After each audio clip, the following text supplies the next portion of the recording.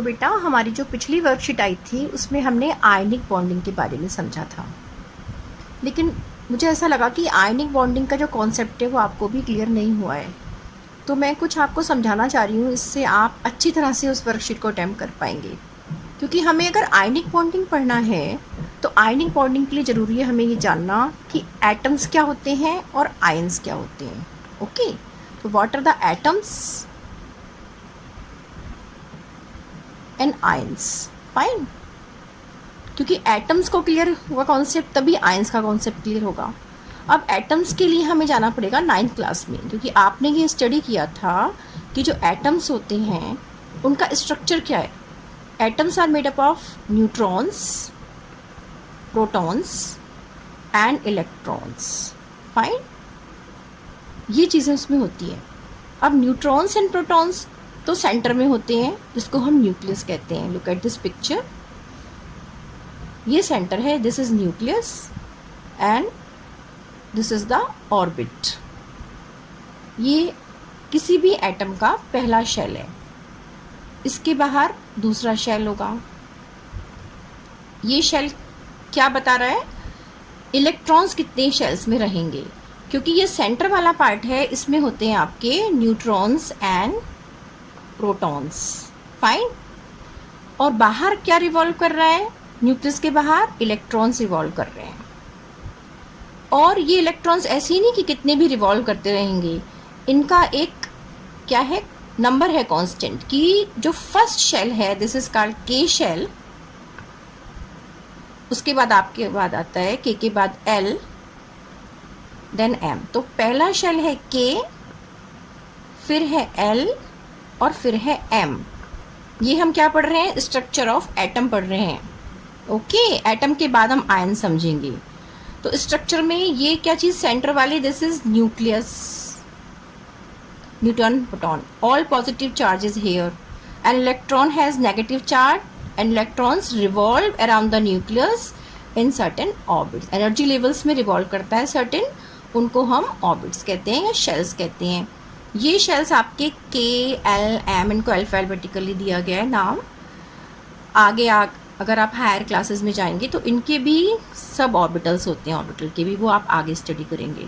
But के जो है फर्स्ट शेल है आपका, और इसमें के में आपके maximum number, again rubbing this and this is the model of atom, ये स्ट्रक्चर बन रहा है। ये कौन सा शेल बनाया मैंने, के शेल, और ये एल, सेंटर वाला न्यूक्लियस। ये न्यूक्लियस है, न्यूट्रॉन एंड प्रोटॉन होंगे इसमें, एंड इलेक्ट्रॉन्स हियर। तो के शेल, के में मैक्सिमम नंबर होते हैं इलेक्ट्रॉन्स के 2, and in the L shell it is 8, and when we come to m, then these are 18, क्योंकि ये फॉलो करते हैं आपका रूल जो आपने पढ़ा होगा 2n² का। n is the number of shell. अगर पहला शेल है तो 2 होंगे, सेकेंड शेल में 8 और थर्ड शेल में 18। इसी तरह से हम किसी भी एलिमेंट का इलेक्ट्रॉनिक कन्फिगरेशन बनाते हैं। क्लियर है। अब मैक्सिमम नंबर ऑफ इलेक्ट्रॉन्स हैं ये, कि के में मैक्सिमम 2 रह सकते हैं, एल में 8 और उसमें मैक्सिमम 18। फाइन, तो अगर आप देखेंगे इसको, यस बेटा, के में मैक्सिमम 2 इलेक्ट्रॉन रह सकते हैं, एल में 8 रह सकते हैं। फाइन, अब हम एग्जांपल्स लेके चलेंगे किसी भी एटम का, starting from first hydrogen. Hydrogen atomic number 1, it means only 1 electron is there, so electronic configuration is also 1. Okay, K shell having 1 electron. And second, if you see helium atomic number 2, 2 electrons in the K shell. Come to next, lithium 3, atomic number 3. It means अब हम क्या करें, first के shell में 2 electron maximum है तो 2, और जो एक बचा that will go into the L shell.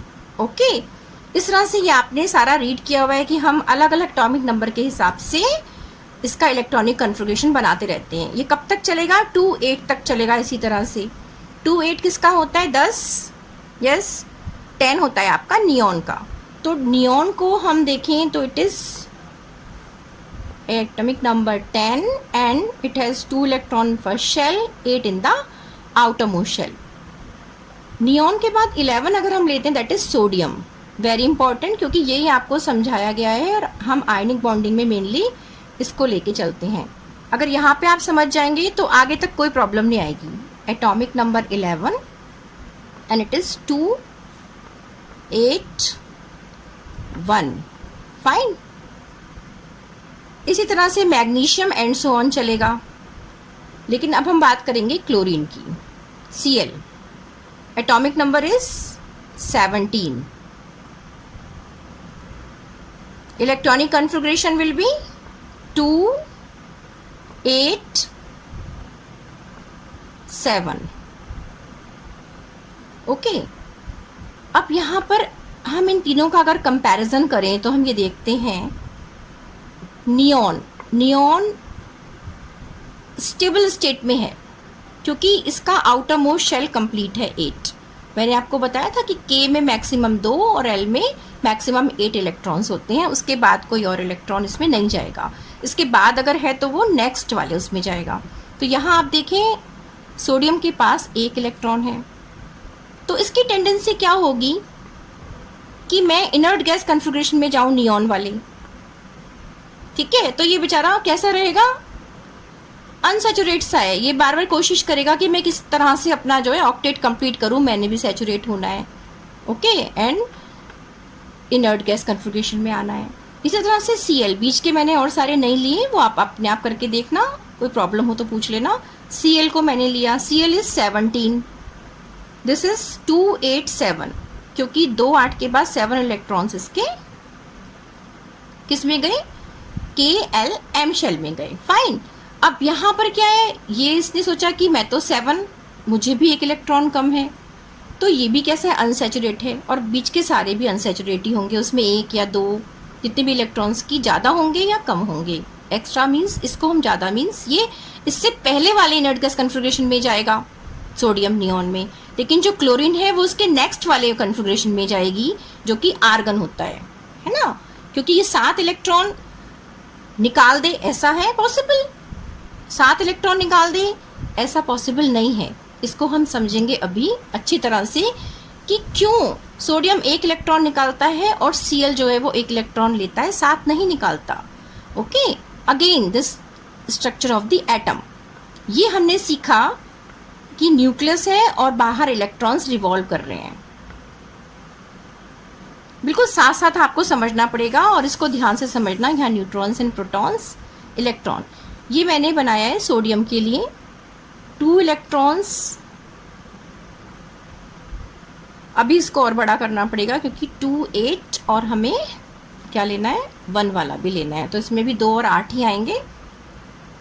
इसको हम मिटा देते हैं, यहाँ पे बनाते हैं 1, 2, 3, 4, 5, 6, 7 एंड 8। फाइन, समझ में आ रहा है? अब देखो, अब इसका एक और ऑर्बिट है जिसमें 1 इलेक्ट्रॉन है फॉर सोडियम। 1 इलेक्ट्रॉन और है सोडियम का, ये आउटर मोस्ट शेल में ये रहा। अब ये वाला इलेक्ट्रॉन, क्योंकि न्यूक्लियस के जो पास वाले इलेक्ट्रॉन्स हैं ये किसी भी रिएक्शन में किसी भी उसमें पार्टिसिपेट नहीं करेंगे क्योंकि ये क्लोजली अटैच्ड हैं।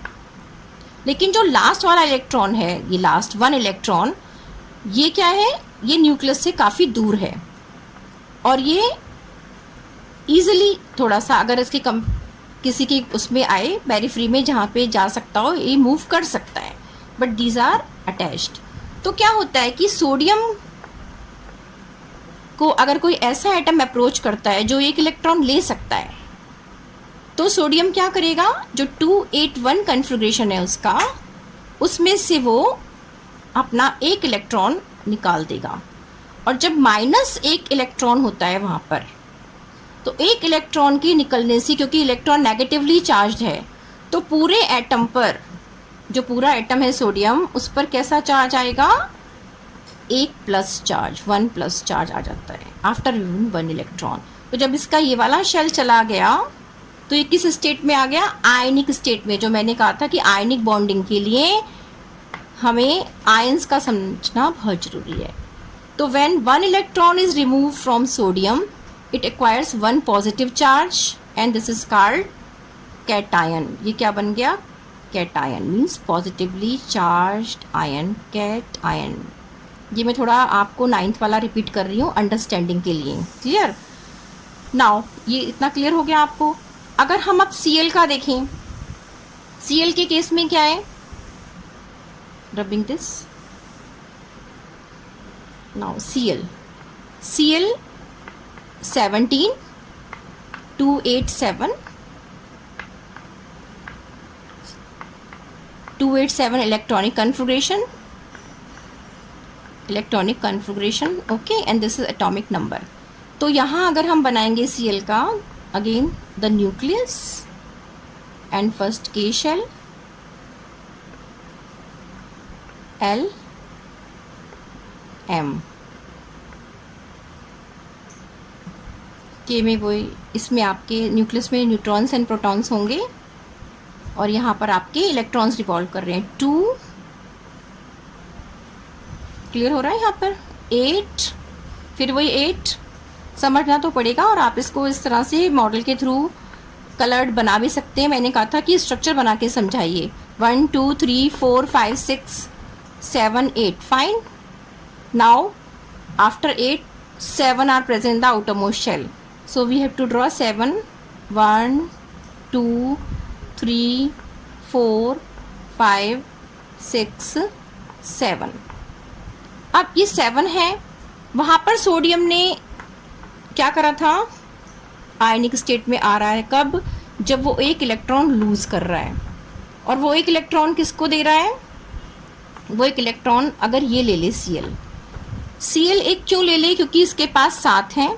7 इलेक्ट्रॉन्स को निकालना वेरी डिफिकल्ट टास्क, क्योंकि एक इलेक्ट्रॉन को निकालने में भी एनर्जी, हमें एनर्जी का कॉन्सेप्ट हमेशा ध्यान रखना है। आगे हायर स्टडीज में आप जाएंगे तब समझेंगे कि कोई इलेक्ट्रॉन क्यों नहीं निकल सकते इस ऑर्बिट से। ठीक है, एग्जिस्टेंस भी बहुत जरूरी है एटम का वहाँ पर रहना। तो यहाँ पर उसके पास तो एक था, उसने कहा कि एक मैं दे देता हूँ। अब दे देगा वो एक, तो इसने वो एक इलेक्ट्रॉन ले लिया। तो ये किस स्टेट में आ गया? 2 8 8, फाइन। 2 8 8 मीन्स आर्गन के इनर्ट गैस कन्फिगरेशन में आया। और जब इसने एक इलेक्ट्रॉन लिया आफ्टर टेकिंग, तो इस जो Cl का कन्फिगरेशन बना 2 8 8 आर्गन के इनर्ट गैस में आया। इस Cl को हमने अब एटम नहीं कहा, ये बन गया ion. Cl negative charge, because by taking 1 electron it acquires 1 negative charge, fine। तो here it is Na plus and Cl minus। अब जब ये ट्रांसफर हो गया इलेक्ट्रॉन तो एटॉमिक स्टेट लूज हो गई, वो आयनिक स्टेट है। और आयनिक स्टेट है, इन दोनों के बीच में क्या बन गया? एक बॉन्ड बन गया। अब ये अलग अलग नहीं है, उसने एक दे दिया तो परमानेंटली उससे जुड़ गया, मॉलिक्यूल बन गया NaCl। ये आपको वर्कशीट में समझाया भी था। NaCl कैसे बना? 1 Na ion positive and 1 Cl ion negative. वहाँ पर हमने पॉजिटिव को कैटायन कहा था और ये Cl नेगेटिव, नेगेटिव आयंस को हम कहते हैं एनायन। ये बहुत ध्यान रखना है। Anion means having negative charge, जिसके एग्जाम्पल्स आपने पढ़े भी हैं और एग्जाम्पल्स आपके आगे इसमें पूछा भी है कि कैसे बनेगा कैल्शियम ऑक्साइड का O2 नेगेटिव। इसी तरह से जैसे Cl है, इसी तरह से F1 नेगेटिव होता है N3 नेगेटिव, फाइन। ये आपने पढ़े थे। इसमें पॉलीएटॉमिक भी होते हैं एनायंस और मोनोएटॉमिक भी होते हैं। इसी तरह से प्लस चार्ज में सोडियम, देन मैग्नीशियम भी आता है क्योंकि वो 2 इलेक्ट्रॉन लूज करता है तो 2 positive. This is what, these are cations, fine. तो अब ये हम आयनिक बॉन्ड में, ये हमें थोड़ा कॉन्सेप्ट बहुत जरूरी था समझना, जो मुझे लगा कि आपको पता होना चाहिए कि कैटायंस और एनायंस के कॉम्बिनेशन से कैसे बॉन्ड आया NaCl के बीच और आयनिक बॉन्डिंग बनी। ओके, क्लियर हुआ यहाँ से? ये होती है ionic bonding. Ionic bonding, bond हो गया। अब ये अपनी एलिमेंटल स्टेट को लूज कर चुका है, किस फॉर्म में आ गया है? Molecule NaCl। ना पर यहाँ पर आपके सोडियम की भी कोई प्रॉपर्टी शो नहीं होगी, Cl की भी नहीं होगी। ये बहुत ज़्यादा बल्कि हो गया है। अब इसको थोड़ा सा अच्छे से समझ लेते हैं, थोड़ा इस ब्लैक बोर्ड को रब करके। NaCl, क्योंकि अगले आप वर्कशीट में ना आयनिक कंपाउंड्स की प्रॉपर्टीज पढ़ेंगे, तो जब तक आपको ये क्लियर नहीं होगा कि NaCl कैसे बना, तब तक आप वो प्रॉपर्टीज को भी नहीं समझ पाएंगे। यहाँ पर आप सोडियम की जो अपनी प्रॉपर्टी थी, मेटल था और ये नॉन मेटल था। ये भी एक कॉन्सेप्ट साथ साथ कि एनायंस जो होते हैं वो नॉन मेटल्स के बनते हैं, कैटायंस मेटल के बनते हैं, क्योंकि they have extra electron in the outermost shell और वो कंप्लीट इनर्ट गैस कन्फिग्रेशन में जाता है। तो Na का अपना जो एग्जिस्टेंस था वो लूज हो गया यहाँ पर। Cl का भी अपना, ना वो मेटल है ना वो नॉन मेटल है। Now these are what?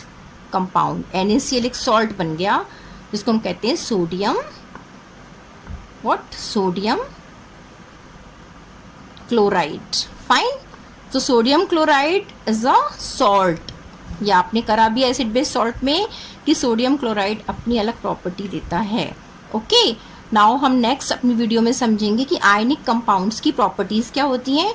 आप एक दो स्ट्रक्चर्स को अगली वीडियो में मैं बनाकर समझा दूंगी कि कैसे कैसे आयनिक बॉन्डिंग और होती है। आप MgO के लिए प्रैक्टिस कर लेना और मेरे पास सेंड कर देना। CaO के लिए जो आपके पेपर उसमें भी दिए वर्कशीट में, एंड कैल्शियम क्लोराइड। कोई प्रॉब्लम हो तो पूछ लेना, क्योंकि कैल्शियम के केस में मैंने समझाया था, कैल्शियम का एटॉमिक नंबर 20 है। इसको थोड़ा ध्यान से लेना, क्योंकि हमने अभी तक सीखा है कि 2, 8, 18, पर इसका जब इलेक्ट्रॉनिक कन्फिग्रेशन लिखते हैं 2, 8, 8 एंड 2। ओके, क्योंकि जब शेल ये वाला आता है आपका K शेल, L शेल और M शेल जब आता है, तो यहाँ पर सब ऑर्बिटल्स बन जाते हैं। तो आप कहेंगे कि मैम ने बताया था कि 2, 8, 18, अब ये तो 10 होने चाहिए थे, पर ऐसा नहीं होता। वहाँ पर जो सब ऑर्बिटल्स आते हैं, तो हमारा एक लॉ है, उसके अकॉर्डिंग 2, 8, 8 और उसके बाद 2 जाएगा। फाइन, ये आप बहुत ज़रूरी ध्यान देना। इसी तरह से कैल्शियम का आपने लिया है 19, जब पोटेशियम का था उसमें भी 2, 8, 8, 1 होता है।